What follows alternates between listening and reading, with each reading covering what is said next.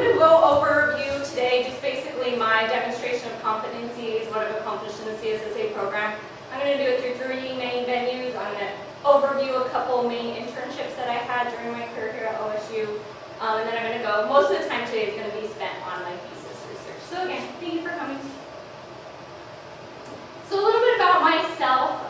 You guys will hear kind of extensively throughout my presentation today. I'm going to talk about why my background, how I grew up affected kind of my transition into Oregon State and my thesis topic today. So I grew up in Monte Vista, Colorado. I put a little map here. Monte Vista is about 4 hours southwest of Denver, kind of closer to the New Mexico border. So pretty small town of less than 5,000 people. I'll talk about rural students throughout the presentation. And my high school graduating class was 63 students. We were the Pirates. I have no idea why in a landlocked state, but that's how that worked out. For undergrad, I went about 2 hours from my hometown driving distance to Western State Colorado University, formerly known as Western State College of Colorado. That's a whole other story. But again, a smaller community. Gunnison, Colorado is pretty small. You'll see about 6,000 people or so. The college was about an additional 2,000. So I had very small upbringing in a rural community. I moved to a rural community for undergrad and went to a very small college. I did it 3 years after my undergrad, so I graduated with a degree in business and a minor in English. Worked directly in admissions there right afterwards as an enrollment counselor for 3 years, so a lot of that was being a road warrior. I recruited high schools, went to college fairs throughout Colorado and throughout the nation. So recruited very small rural communities like Lamar, Colorado, to cities like Houston, Texas. So I was kind of all over the board in terms of talking to prospective students, mostly high school juniors and seniors, about their progression into college, why they want to come to Colorado, all of those kind of things. So that was my first introduction into student affairs, into working with college students, into what an awesome profession this really is. I also oversaw all of our printed marketing items at Western, and during my 3 years there, I trained a substantial amount of enrollment counselors in that profession also. This is me in the Mad Jack costume. At small schools, you wear many hats. So that's a little bit about just kind of my experience prior to coming to OSU. I enrolled in graduate school because I wanted to change the scenery and because I wanted to further my education. So kind of just my CSSA journey, I'm going to cover pretty quickly. I did choose to do the Master of Science degree, which includes a thesis instead of a portfolio as your final capstone project for a few reasons. Really, I wanted to create new knowledge. So when I came in, I wasn't sure what topic I was going to pursue, but I knew that I wanted to give something tangibly back to the higher education community and something that hopefully professionals could use after I left OSU. My thesis title is Exploring the Lived Experiences of Rural Student College Transitions, and I'll talk a lot about that today. My area specialization, so you also have that option here in the CSSA program to do a minor or an area specialization. I actually started out with a minor in speech communications, and just kind of due to timeline constraints and what I really wanted to do with my program, I switched about halfway to an area specialization. Still kind of keeping in this idea of a cultural transition of first-year students. Did a few different avenues to complete that. I completed a NODA internship at Cal State San Bernardino, which I'll talk a little bit about in orientation. I was in a rural studies class this term, and I took one prior to this. So kind of just looking at rural Oregon communities and really getting with a different scholar group was really fascinating. I took an intercultural comm class with Professor Root, which really helped me look at overall speech comm theories and not only intercultural interactions between like people of different countries or nations, but within smaller communities as well. I took a first-year college students class that was very helpful in determining what are the transitional issues of students right away in their first year of the university. I did a little bit of academic advising with the University Honors College for a term, which was very rewarding, kind of helping students work through those academic transitions. And I taught one recitation of ALS 114, which is a career decision-making class, so really looking at how students come into OSU and then discover what they want to do afterwards. My graduate assistantship here is with the University Honors College. It has been the most wonderful experience I could have imagined coming in. I do a lot of things. One of those is that it is a live-in position in West Hall, which is our first-year living learning community. So I work with RAs in programming. I work with hall council to do kind of events within the hall as that liaison between the academic affairs side of things in the University Honors College and University Housing and Dining on the student affairs side of things. I also advise our University Honors College Student Association that meets weekly of about 10 to 15 students. I do a lot of overall program planning with my supervisor in large events for the entire college, and again, a little bit of academic advising on the side. So that has been a huge portion of my experience, a huge way in which I have demonstrated many of the competencies. And then again, I'll touch base on these in more detail in our upcoming slides, but I did 2 internships during my time here. One was as an alternative spring break trip leader to Ashland with the Center for Civic Engagement, and one was through an orientation program at Cal State San Bernardino. For those of you who are not in CSSA, these are our 5 competencies. For those of you in CSSA, this is a review of what you've seen for the past 2 weeks. But really just 5 tangible areas that throughout the course of your 2 years you should prove competence in, and the competency is listed there at the bottom. So really just showing that you're never going to accomplish all of these things listed, but during your 2 years that you have demonstrated substantial competence of what each of those means. Again, I'm going to go over these very quickly, but a few of the ways I did demonstrate these 5 competencies was through the 2 internship experiences that I had. So the first one was really serving as a trip leader for an alternative spring break. This was the last spring break to Ashland, Oregon. It was the first time that the Center for Civic Engagement had gone to Ashland, so kind of a new experience. I helped to contact 3 community partners in the Ashland area to go over what we wanted to do. It was an environmental conservation trip. So worked with them substantially. I led a trip with 10 undergraduate students total. One of them was my co-leader for the trip. Learned a lot about the importance of service learning in the college environment, really about systems of privilege and oppression and how those work out in an environmental trip, and kind of how service learning deals a lot with different power systems, essentially. Learned a lot about the power of reflection and just this amazing transformational experience that these students could go on a trip for a week and come back with just this very different view of the world and really strong bonds with one another. Also, in terms of the developing professional, it really got me more involved in service learning. I was able to take my training experiences through ASB to my work with the Honors College and kind of facilitate service learning projects within our college. Leanne and I just recently presented at the Continuums of Service Conference on a project we did in service learning. So it's really cool how just one experience has kind of transformed into doing more and more things in the field. So that was a very big experience. This is my crew. They're great. Second internship I had was over this past summer. That was at Cal State San Bernardino. I worked as a NOTA intern, which is orientation programs for those of you familiar with that. And this was just a very different environment. San Bernardino is the biggest city I have ever lived in. Very urban, very high poverty rates, and a very diverse group of students. Cal State San Bernardino is about 70% first gen. It is a Hispanic serving institution, and again, in a pretty low kind of socioeconomic status area. So learned a lot about organization, skills management, and orientation. You have to work with a variety of offices on campus, from housing to rec sports. So kind of facilitating all of those. I oversaw about 10 orientations during the summer. Those were freshman, transfer, and parent orientations. Learned a lot about cultural diversity, just working with students from very different backgrounds that I had never experienced before. So we talked a lot about intersectionality, about identity, about race issues. So it was a really phenomenal experience to work with those students in that environment. It was about a 10-week internship, so again, just really intense student interaction, but really helped me to kind of oversee a lot of these competencies. And there's my student group there. They were the Coyotes.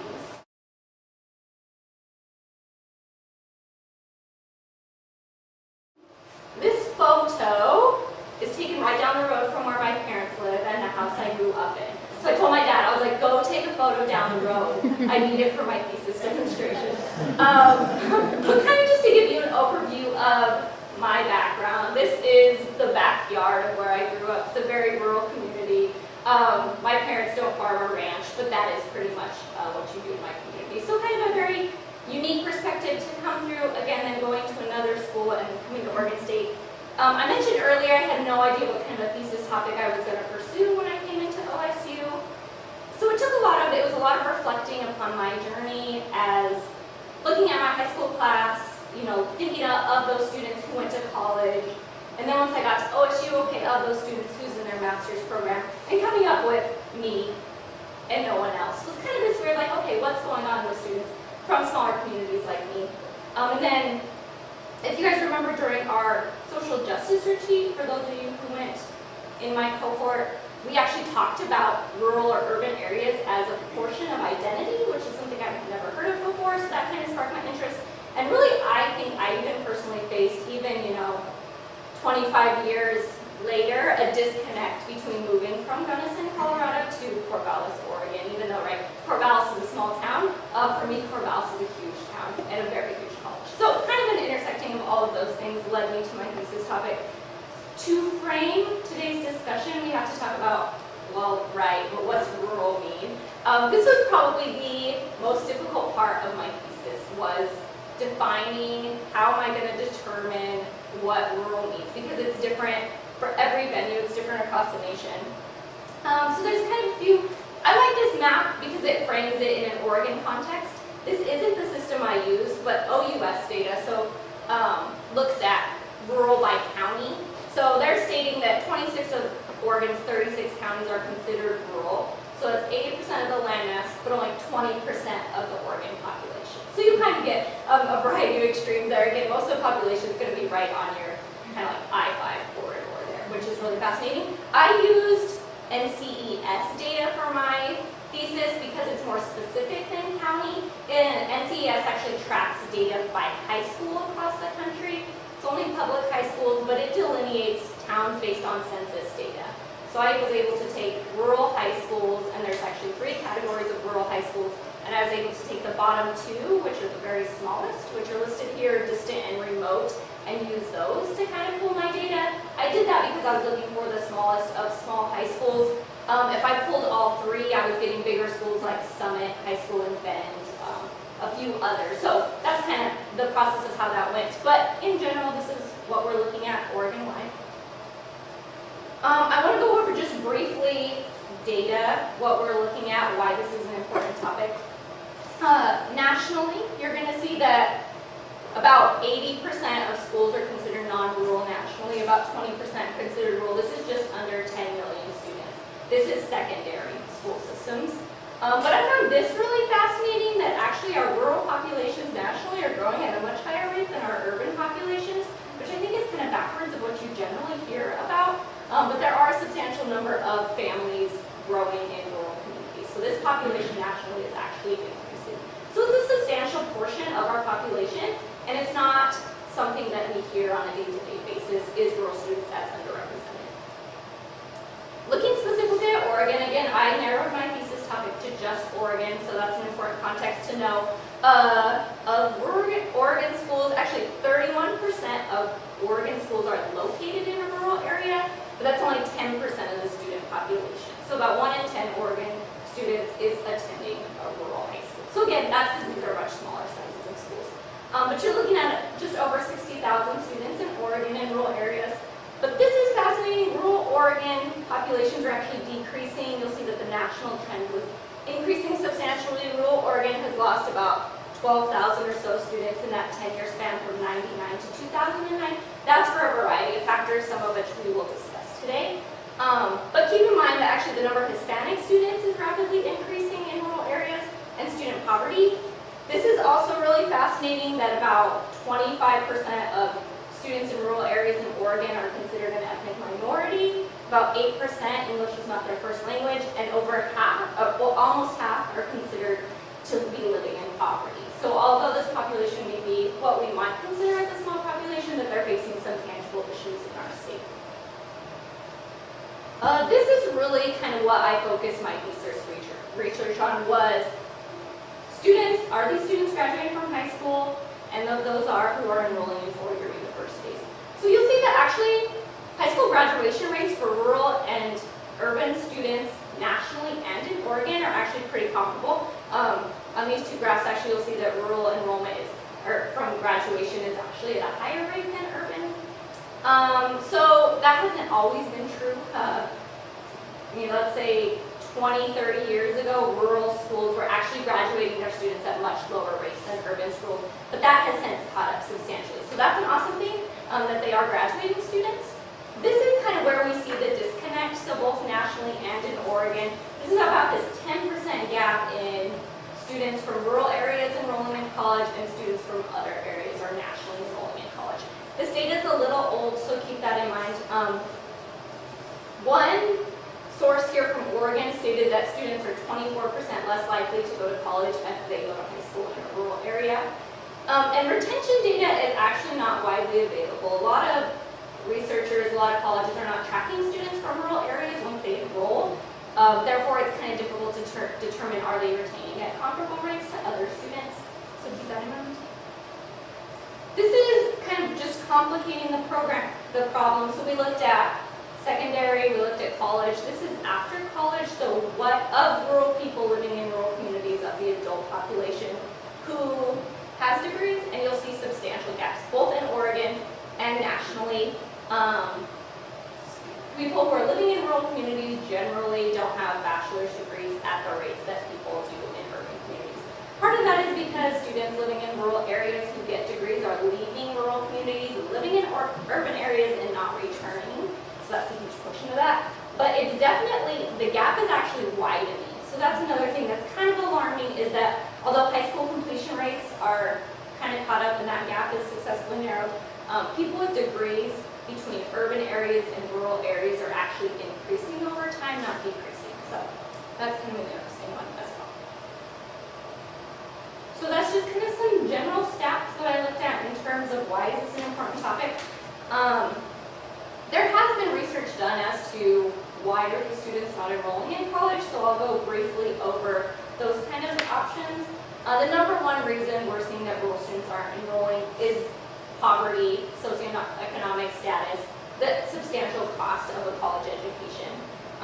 One source said that poverty is the single strongest threat to rural students enrolling in college. Not only is it expensive, but there's generally not a four-year university in the local community, so it takes substantial financial means to travel to a four-year school. A lot of students are also in rural communities are first-gen students, so they're the first people in their family to go to college. So generally, parents aren't very helpful in navigating the college process, and there's not really a really strong community culture. So you'll see that here too. Rural community culture is a little different in the sense that jobs in small towns are generally jobs that don't require degrees. So a lot of students aren't seeing validity in why should we enroll in college, and if they can get a job right out of high school, that's a very tempting thing to do.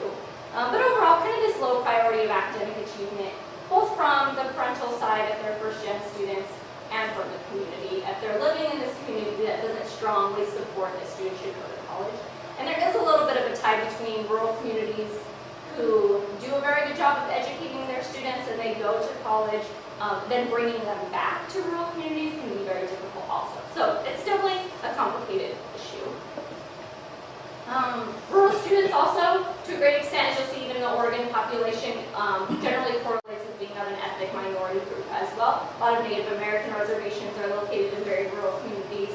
There's high Hispanic populations generally in rural communities, and that's increasing substantially in Oregon, as I discussed earlier. So a lot of these students are facing kind of an intersection of being from a small town as well as being an ethnic minority, and coming into a predominantly white college environment can be very different.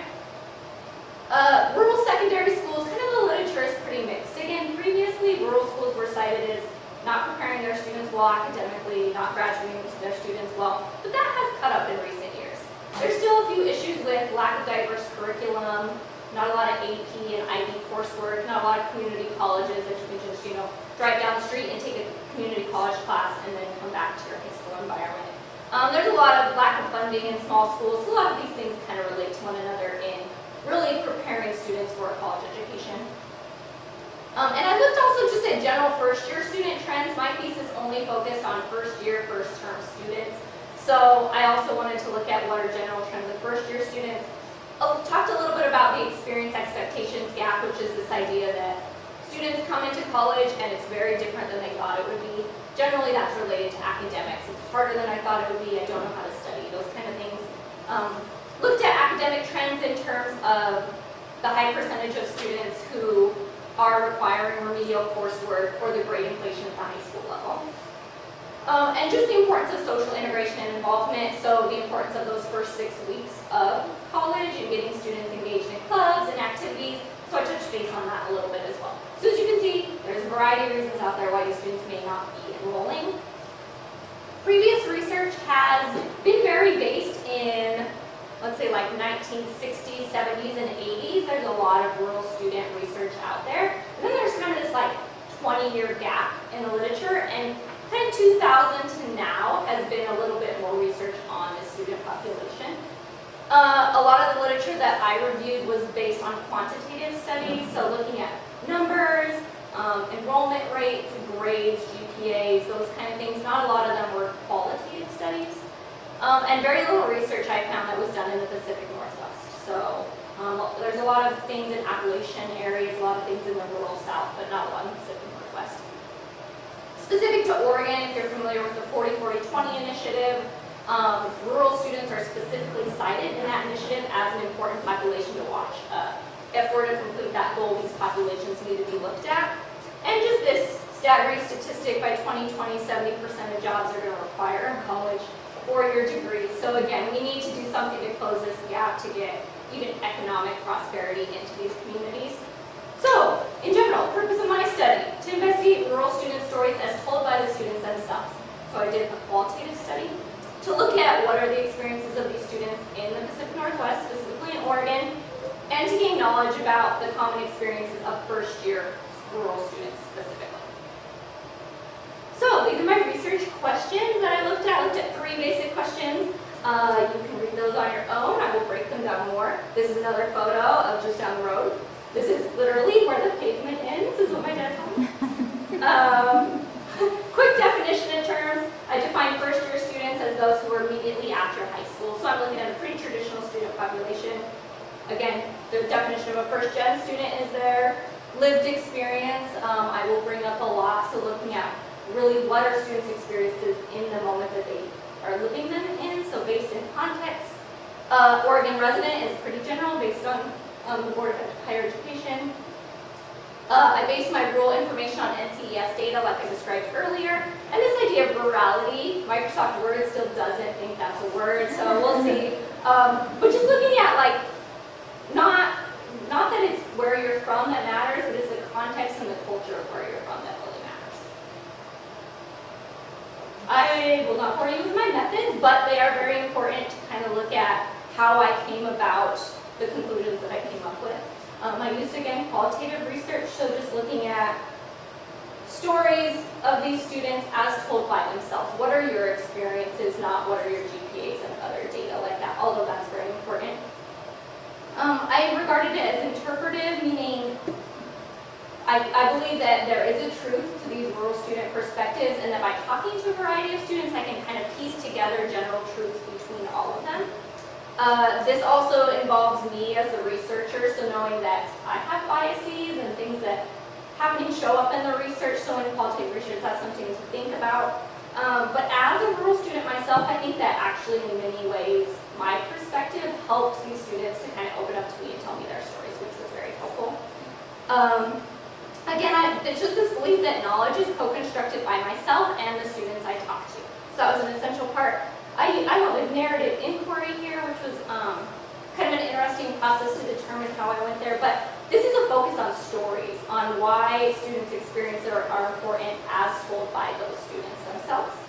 And I did this through 10 semi-structured one-on-one interviews with first-year, first-term students.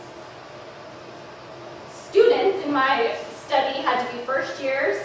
They had to be Oregon residents. They had to be enrolled full-time at the host institution, a graduate of one of those specific rural Oregon high schools that I determined, and they had to be obviously enrolled at the host institution. This is what I found was interesting. So of those 2 bottom, very rural, very small categories, there was 90 of those high schools across Oregon that fit my criteria. Only 43 of them were represented in our first year class.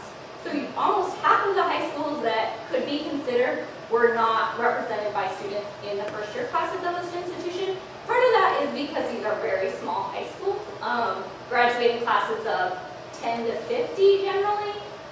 But I think there's something else going on there too. But in total, I had 102 individuals who I was able to sample from. I looked at stratified sampling, so meaning essentially that I was taking one student from every high school represented. That's why you'll get 43 here, students total that I contacted. So I got a variety of students, one from each high school, and then I did a random selection within the high school to get that one person. I did use a $25 gift card as incentive, which did help people to sign up. But this left me with 10 total participants, and I did recruitment via email. These are my 10 participants, so kind of some demographic data on them. This isn't all the data that I collected, but they took a questionnaire at the beginning of the survey. Some interesting things to note. I had 8 out of 10 of my participants were female. I only had one of them who identified as non-white ethnically. They all had very high GPAs, which I thought was fascinating. Every single one cumulative out of high school at 3.5 or above. And you'll see their high school class size. So again, highest high school class size, their largest class was 52 students. So just to give you some context on the size of these high schools. And income was kind of across the board. Okay. To analyze my data, I used kind of a lot of research that came out of narrative inquiry. So looking at how am I going to make sense, I transcribed all these interviews, how am I going to make sense of what they're saying.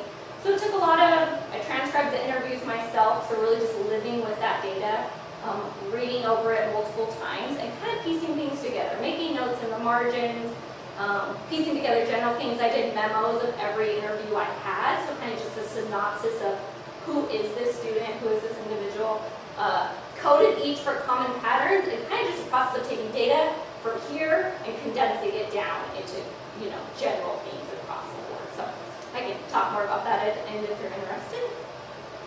Came up with 6 general themes, that is 2 per question. And in my analysis, I really just kept these sticky notes, plastered on my computer with the 3 research questions, just to every time go back to, what am I actually trying to answer? So those are here. I'm going to go through all 6 of them as thoroughly in the next 10 minutes as I possibly can. I promise staying here. So the very first one was really these students were expressing to me that it was an emotional transition. So this wasn't something easy to enroll in a larger kind of 4-year university, but that it was difficult, it was scary, and it was much different than they thought it was going to be. So really this disparity between what they expected and what it actually was. Some of that was academics, my classes are pretty difficult, it's harder to study, but a lot of it was social. It was, I'm not finding connections with friend groups like I thought I was going to. Just kind of overall this sense of it is difficult. Also to know, I interviewed students in week 7 and 8 of their very first term. And really a social disconnect. So these students, when relating to their high school experiences, very much so didn't feel like they could relate to people they went to high school with. So if you guys are familiar with Tinto's transition theory, I very much got this vibe that I don't go home a lot, and when I do go home, it's very difficult to relate to the people who I used to know really well. So I thought that was kind of fascinating. You'll see one quote here from one of my participants that, this was a difficult transition. I didn't know it would be so hard to come here and not know everyone, which was really interesting. Second theme, the way these participants described their transition to the host institution was really, mentors were very essential to their college enrollment process. So a lot of participants talked about teachers at the high school level, parents. Most of my participants, contrary to the literature, were not first-generation students. So they talked about, my parents really pushed me to enroll in college. I had a teacher, and he told me about this school, and he helped me pick a major. And a few of them were, I knew someone who went to college from my high school who came back and talked to me about it, which was really interesting. They used a lot of personal motivations, whether it was career motivations, financial motivations to get a college degree. And this one I thought was interesting, this desire to not be stuck. That was one of my participants' words, in a rural community. So kind of this idea that college is a way out of a small town. It's a way from high school where you can go and get a different experience, and really your only chance to leave the community that you've grown up in for such a good portion of your life. And kind of Darla does a really good job here of describing kind of the mentality in her hometown that, you need to, people who leave kind of are a minority. So, what is this idea that I need to get out of this community and college is the way to do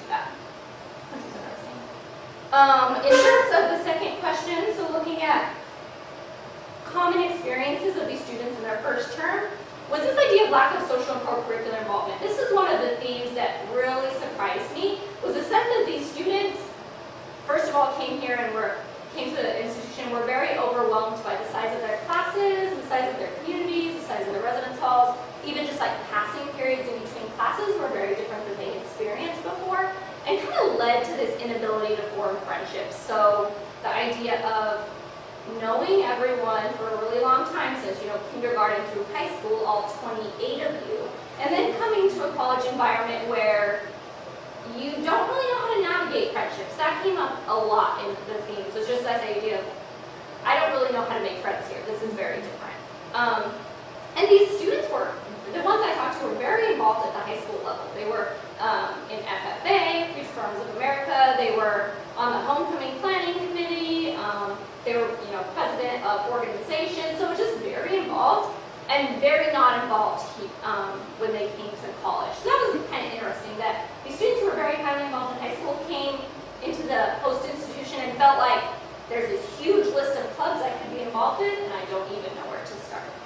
So yeah. Calvin describes it really well that, I was really popular in high school, I was involved in all these things, everyone knew me, and here it's so vastly different. So keep that in mind. In terms of, again, experiences in their first term, these students were facing a brand new exposure to diversity. So again, rural communities tend to be fairly homogeneous in a lot of factors, race, sexual orientation, religion, political mindset. So just this idea that they were coming into college and for the first time were being exposed to people of other cultures, different political parties, different religious orientations. So just across the spectrum, this sense of, I'm finally around people who are different than I am. But for the most part, it was very positive. These students were very excited about their new community. And it looks at just values as well. So this idea that everyone's very open-minded here, I can dress how I want, I can say what I want, and there's not a lot of repercussions. A lot of the participants also mentioned that it's going to be difficult to transfer back into a small community now that I know all these ideas and opinions of other people. And this one of rural culture as a marker of difference, part of this I think is because I interviewed these students saying I want to talk to you about your rural upbringing. So that's I think a lot of it, but they were sensing for the first time that I'm different here because I'm from a small community. I find it easy to relate to other people who are also from small communities. And some participants were even seeking out those groups. So they were going to, an agriculture club meeting, even though they weren't in the College of Agriculture, or they found that there was a Future Farmers of America club here. So kind of interesting that they were seeking out those groups, and for the first time in their life, they noticed that being from a small town makes them kind of just different in their upbringing, which I thought was fascinating. This kind of reiterates what the Lit Review has said. These students were emphasizing that their communities maybe weren't the best at encouraging a college boy culture. A lot of that was a prioritization over getting a job instead of spending money. Going to college was a very unique mindset. And they mentioned that it's difficult to come so far from my hometown to enroll in college because it costs a lot of money. And it's very difficult even emotionally to leave their families coming across such a distance. So again, Heather describes kind of this mindset that her community was pushing, go get a job, that's how you're going to succeed. We don't want you to go to college and then fail, kind of a mindset. So reiterates what the Lit Review says. And the kind of power of their secondary schools were both a benefit and a detriment. Some of the students complained about, lack of diverse curriculum, AP and IE courses, but some of them mentioned that there was a lot of benefits to my small community. I got a lot of scholarships, so financially, some of them were able to go to college because of small school scholarships. And they're really able to interact with their professors one-on-one at a small school level. So that was really fascinating. Some of them did mention early academic difficulties in college. I didn't do a GPA analysis, but a couple of them mentioned withdrawing from classes because they were harder than they thought they were. And kind of just overall not knowing how to study. Again, these students were very good students in high school, so there's something going on there as well. I put a couple quotes here, one just talking about difficulty in first term academically, and one talking about why a small school experience is actually very beneficial in terms of small class sizes and those kind of things. So, again, that was a quick overview of my 6 themes. I'm welcome to shoot out any summaries to anyone who you'd like them. Just some general recommendations that I have for higher education in general based on this research is first of all, track these students. So obviously there's ways out there to flag these students as being from small communities. If we can track them, we can put them in programs at the higher education level, and we can track retention rates, which is really nice. Mentorship seemed to be a huge component of these students' experiences. So how can we facilitate that as higher education professionals, allowing students to connect with other adults who have degrees, or maybe connect with other rural students who are already in college, that we can kind of create those pathways. And some programs, ELP, TRIO, the CAMP program, are doing that very well, which is nice. Even rural connections with one another, a rural student mixer of students from select high schools, maybe a first-year experience course that focuses on rural issues could be very beneficial to these students. Increasing partnerships between the high school and the colleges. As an enrollment counselor, I remember recruiting rural high schools, and it was so difficult because these students already had careers or didn't really want to be there, but really it's really important to get college representatives into the high schools and to get students from these high schools on college campuses and kind of touring what they have to offer. Simplifying college involvement opportunities. These students were feeling overwhelmed by the number of clubs and options available to them at the college level. So how do we create a smaller list, create an accessible list, or kind of walk them through what's an involvement process to look like, why is it important to get involved here in college. And to be considerate of rural students when you talk about diversity. These students are coming from very different backgrounds in terms of diversity, social justice, and again, they're all different and they're all unique. But just to keep in mind kind of the areas where students come from is very important. As with every study, there are several limitations to my study. I had 10 students as my sample size. I looked at one very specific area, a very specific institution. So know that this is not meant to be generalizable to the entire United States or the world. I had a very female-biased sample pool, not intentionally, but that's kind of the way it worked out. My students were also very privileged in the sense that they were mostly white students, very high academic achieving students. And my viewpoint as a researcher coming from a rural area definitely has implications on the survey results. For further research, there's many areas you could look into: college student retention for rural students. What are the effects of mentors on rural students? Is it different if they're mentored by another college student versus a professional with a bachelor's degree? A lot of students mentioned that those who were closer in proximity, say they're only 100 miles away versus 300 miles away, it was actually easier. They're like, oh, the transition hasn't been too bad because I'm able to go home on the weekends. I think a lot of research even on out-of-state students kind of covers that area as well. I mentioned those high schools. About half of the high schools in my sample were not represented at the host institution. So what's happening with those students? We're losing a substantial chunk of students who are not making it to the college level. So we can look into that. I'm very interested in how ethnicity and rurality kind of play out as an intersection. So if you are identifying as someone from an ethnic minority background and is from a very small town, how does that differ from someone who's just from a small community? I only had 2 students who identified as male in my population. So what's going on there? Is there a difference between female and male rural students? And a little bit of research is done there, so that would be very fascinating. And how does this idea of being a rural student play into identity development, specifically like looking at the model here of multiple identity dimensions? So how does that affect your viewpoint, especially when you come into a different environment? So, bottom line, kind of a couple quotes here. This first one is from someone who looked at rural Appalachian areas. I'm just going to read it to you. It should not be necessary to argue why rural matters, but the truth is that rural schools and communities are increasingly invisible in a mass society that is fundamentally preoccupied with its urban identity, its urban problems, and its urban future. You do not have to go beyond images of rural life in the media to see that our society is confused and naive about rural America and its institutions. The second quote is very recent. This was a Chronicle of Higher Ed article, I want to say like 2 weeks ago. So despite much research on populations underrepresented in higher education, rural students have received relatively little attention. Further analysis of their college-going patterns and corresponding changes in policy are necessary to improve their education attainment and economic prospects. So it's a population that deserves some attention. It's one that maybe we're not paying attention to as much as we are other underrepresented populations in higher education. And just overall, I've learned a lot about not first-year students or rural students, but transitional issues. I've learned a lot about why research is important at the higher education level, and kind of just how talking to these students played into their college experience. So through a variety of things, has helped to demonstrate all of the other competency areas. Some thank yous. I'm so indebted to the participants I spoke to. Without their stories, I would have done none of this. They were phenomenal in really allowing me to hear their stories. Thank you to the committee for putting up with my really long thesis.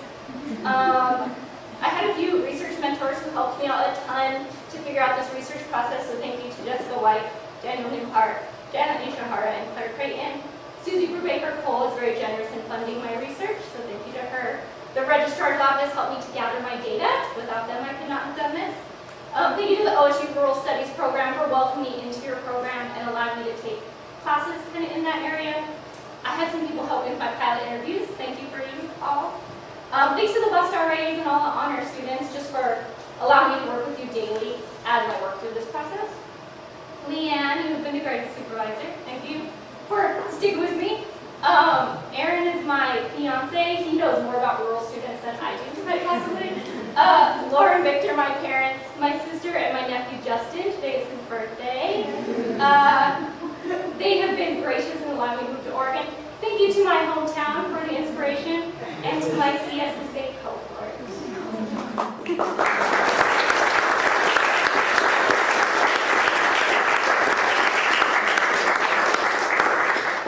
I will gladly take any questions you have.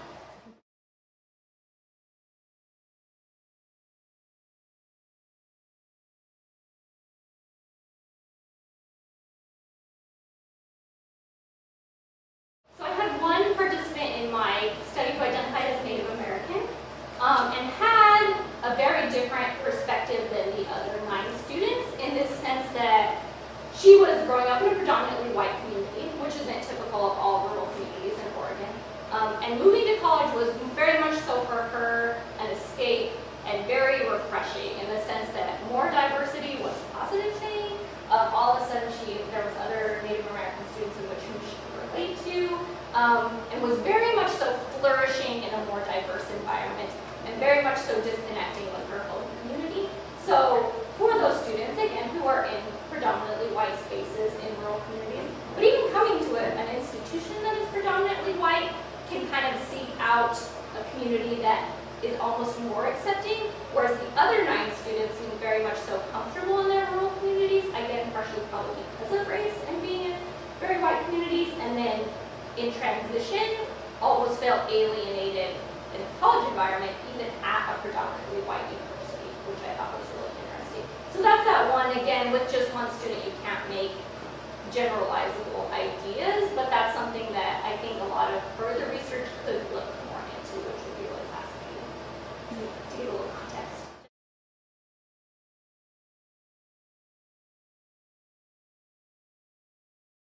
So yes, it was especially difficult for the students who, and again, all the students are unique and kind of have their own experience, but especially those who were visibly struggling with finding friendship groups, kind of with finding their sense of place here at the host institution. So it was very difficult, yes, to end the interview when these students are telling me, you know, maybe I should get involved, maybe I should join a club, but I'm really scared to do so.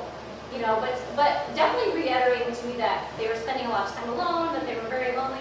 So it was extremely difficult after the interview, right, to be like I want to give you resources, or I want to push out to you. So I did send all my participants the transcribed interviews, so they were all able to do member checking and kind of shoot that back. In that email correspondence, I kind of sent on a general like, hey, if you ever want to talk, you know, I'm also a student paraprofessional on campus, I can assist with that process. None of them took me up on that offer, so it was very difficult, and I'm hoping that this research will help with that process later. I know a few of my participants personally, so that has been a nice kind of shift to go from being a researcher to just knowing them on a professional level, and in that environment being able to dialogue with them a little bit more. In the future, I think I need a better way to separate those two identities. But yeah, definitely.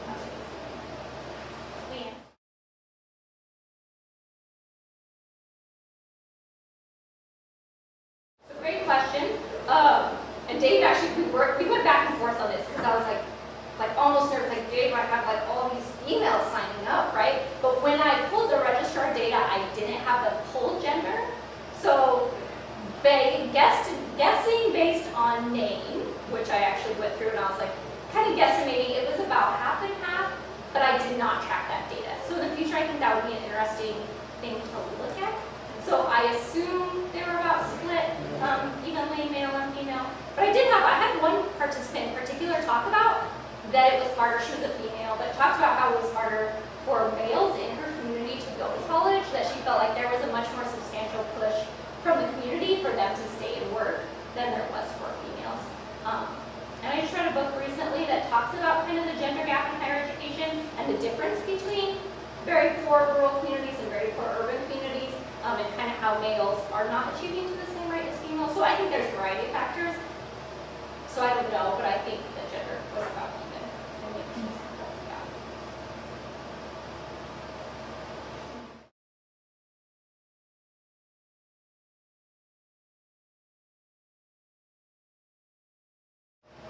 So I did go through narrative inquiry. That's a focus on stories and context, and really I think allowed me in the interview process and in the transcription process to place a focus on context as opposed to kind of just general research data, I suppose. So talking to these students about, I had them each describe their community at the very beginning of the interview. So describe to me, tell me where you're from was my very first question. So listening to whether they were from a farming community or a fishing community, maybe they were from a coastal community, a logging community, kind of just keeping that in mind as they progressed through their kind of experience, and then keeping that in mind as I went through the data analysis of where they came from, what their different identities were that they mentioned to me in the interview. So really placing an emphasis on context, and separating myself from the research is not an easy process by any means. So kind of just checking in myself, not allowing myself to be like, oh yeah, that's just like my experience. I also graduated with 50-some students, and kind of just when those voices would come up, checking myself and be like, but this isn't my story. This thesis isn't my story. And kind of just really focusing on telling their voices as best I could. Did I still show up in the research? Probably. I think it's difficult to eliminate it entirely. But yeah.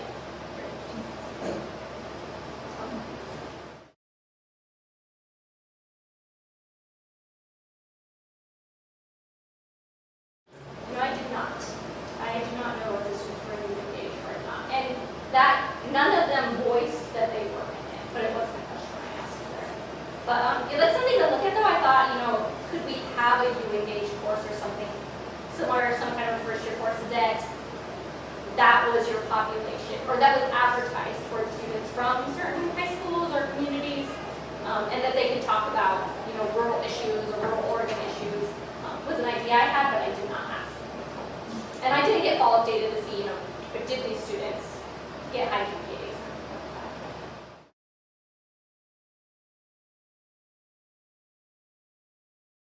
All of my students, the one thing I know, they all were living on campus. Again, that's the nature of the first year live-on requirement. None of them self-identified to me that they were pledging or had become a part of the group. Yeah. A few mentioned involvement opportunities. A couple were on their hall councils in their residence hall. A couple were in Future Farmers of America and like the Ag Club, but the good majority of them were very, I haven't joined anything yet, I don't really know where to start. But yeah, but there were a couple there. And again, they were in week 7 and 8. The literature says that the first 6 weeks are very important, so that was definitely concerning. I think that I was talking to these students after that kind of breaking point and they still weren't making those connections. So I think a lot of work can be done there on our side, on the professional side, to help them get connected with her.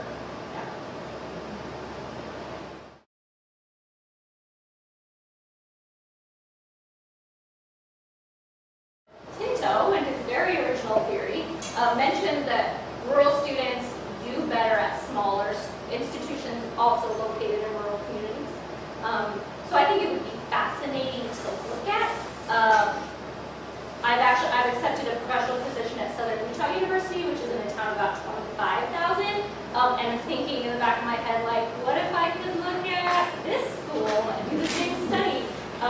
about 8,000 students.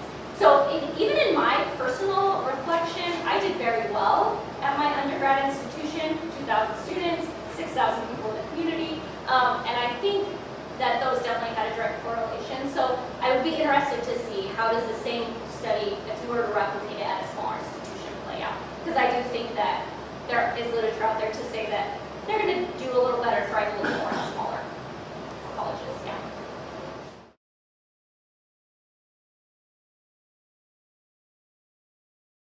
I didn't plan her question. These are the high schools represent. I got this question at the academic advising coffee talk the other day and didn't have this slide. So these were, I would say this is a 43. So the ones that actually were represented in host institutions first year class, these are just Oregon. So is your high school up here? Arizona. So meaning that person from your high school did not enroll this year, or of those 18.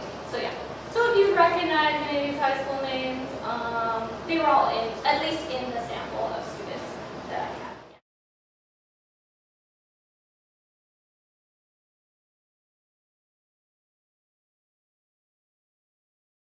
It's fascinating even, I mean, and I think that happens a lot. I was, 25, 26 when I moved to Corvallis, which everyone calls a cow town. And I was like, Corvallis is huge, and Oregon State is definitely huge. So I think it can happen at any point in your life.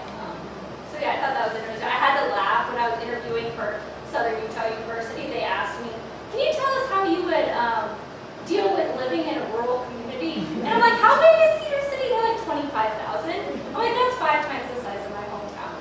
And so I think it's all based on your perspective. So yes,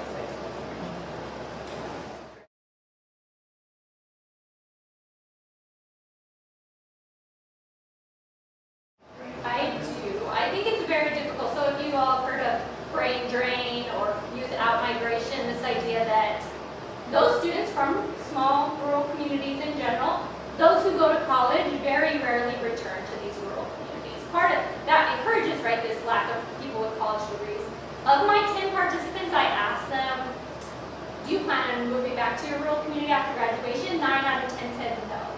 So it's definitely very prevalent that think of being, yes, a high school teacher or a community administrator. Do you encourage your students to pursue college, have them enroll and never come back? Or do you, try to keep them in your local community? So I think there is a disconnect there between how do we prepare students for success and be outwardly, but then, these rural communities, especially in Oregon, are really struggling economically, educationally. So I think it is important to encourage students to go back to college. I think it's even more important now to make intentional routes for them to get back to rural communities, and what incentives are there for them to do so. I think it's really important. So yeah, I think that's very, very complex. Yeah.